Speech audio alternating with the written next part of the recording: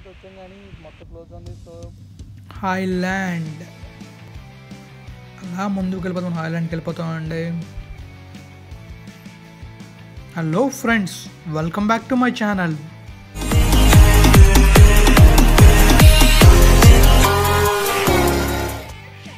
Friends, ఇది విజయవాడలో మా థర్డ్ డే.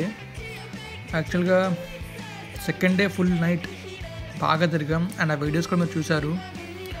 అండ్ ఫుల్గా తిరిగి నెక్స్ట్ డే మార్నింగ్ 10కి లేచాం. 10కి లేచిన తర్వాత ఏమైందంటే మళ్ళీ నిద్ర వచ్చింది, మళ్ళీ పడుకుని మళ్ళీ ఇంకో 1 hour వేస్ట్ చేసి 11కి మళ్ళీ లేచాం అనమాట. అప్పుడు ఏమైందంటే ఫాస్ట్గా రెడీ అయ్యి హాయ్లాండ్కి వెళ్దాం అనుకున్నాం. కానీ ఏంటంటే ఎండ అండి, మామూలు ఎండ కాదు, విపరీతమైన ఎండ. అయినా ఎండ కొండ మళ్ళీ నుంచి చేద్దని చెప్పేసి ఫ్రెష్ అయ్యాను. 12 అయింది. 12కి స్టార్ట్ అయ్యి బయటకు వచ్చాను అనమాట. హాయ్లాండ్ వచ్చేసి గుంటూరు డిస్ట్రిక్ట్లో ఉందండి.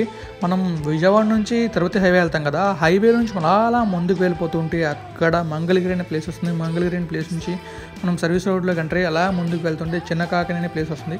చిన్న కాకిని నుంచి మనం ఆపోజిట్ సర్వీస్ రోడ్లోకి వెళ్ళి అలా ముందుకు వెళ్తుంటే మీకు హాయ్లాండ్ అని పెద్ద బోర్డు కనబడుతుంది. అండ్ అక్కడే హాయ్లాండ్ ఉంటుందండి. అలా వెళ్ళాలి. అండ్ టైంలో తీసాను, మీకు లాస్ట్లో కనబడుతుంది. అండ్ మనం ఈ హైవే గురించి మాట్లాడుకుంటే ఇది ఎక్స్ప్రెస్ హైవే అండి. చాలా అంటే చాలా పెద్ద హైవే, చాలా బాగుంది కూడా. మొత్తం 6 lane హైవే. ఒక వేలో 3 lanes ఉంటాయి. ఆ హైవే డిజైన్ స్పీడ్ వచ్చేసి 120 అండి. కానీ మనం ఇంకా స్పీడ్గా వెళ్ళొచ్చు, బట్ డిజైన్ స్పీడ్ మాత్రం 120. అండ్ మన గమ్యాన్ని చాలా ఈజీగా చేరుకోవచ్చు ఆ హైవే వల్ల. అండ్ మనం మాత్రం చాలా జాగ్రత్తగా వెళ్ళాలి, ఎందుకంటే ఎక్కడైతే స్పీడ్గా వెళ్తామో అక్కడ యాక్సిడెంట్స్ జరిగే అవకాశాలు ఎక్కువ ఉంటాయి. సో మనం జాగ్రత్తగా డ్రైవ్ చేసుకుంటూ వెళ్తే సేఫ్గా మనం రీచ్ అవుతున్న ప్లేస్కి రీచ్ అవుతాం అనమాట. అండ్ ఆ హైవే మధ్యలో చెట్లు చూసారా, చాలా అంటే చాలా బాగున్నాయండి. ఎందుకంటే చెట్లు మనకి నీడనిస్తాయి. అండ్ మోస్ట్లీ థింగ్ ఏంటంటే మనం హైవేలో వెళ్తున్నప్పుడు హైవేలో డివైడర్లో ట్రీస్ ఉన్నాయనుకోండి, అటుపక్క నుంచి వెహికల్ యొక్క లైటింగ్ మనకి తగలదు. సో మనకి రోడ్ క్లియర్గా కనబడుతుంది. ఒకవేళ ట్రీస్ లేకపోయాయి అనుకోండి, ఆ లైటింగ్ మన కళ్ళలోకి పడి ఆ ముందు నుండి రోడ్ సరిగ్గా కనబడక యాక్సిడెంట్స్ జరిగే అవకాశాలు ఉన్నాయి. సో ట్రీస్ ఉండడం వల్ల మనకు బెనిఫిటే. అండ్ మనం ఈ హైవే గురించి చెప్పుకోవాలంటే చాలా చెప్పుకోవచ్చు, ఎందుకంటే నాకు అంతగా నచ్చింది హైవే.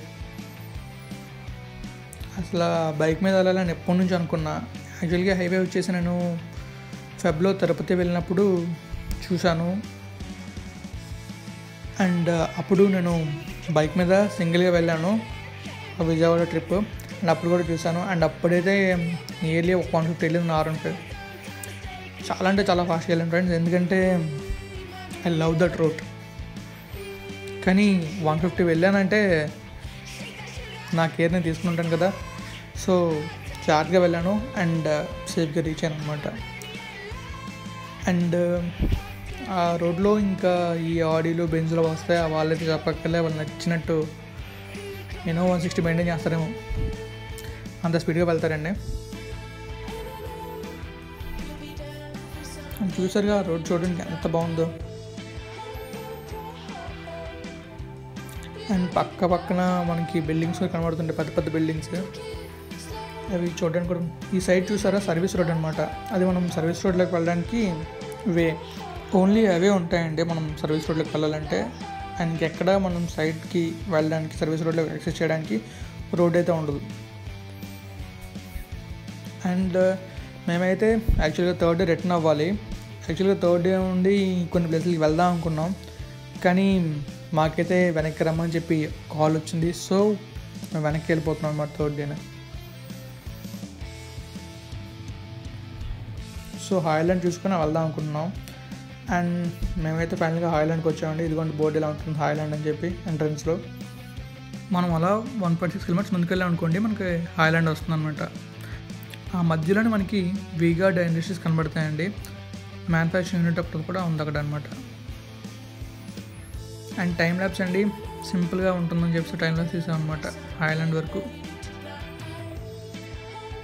మేమైతే హాయ్లాండ్కి రీచ్ అయిపోయాం. ఇదిగోండి హాయ్లాండ్. బయట నుంచి చూడడానికి చాలా బాగుందండి, అండ్ లోపల కూడా బాగుంటుంది. బట్ చూడండి ఏం జరిగిందో.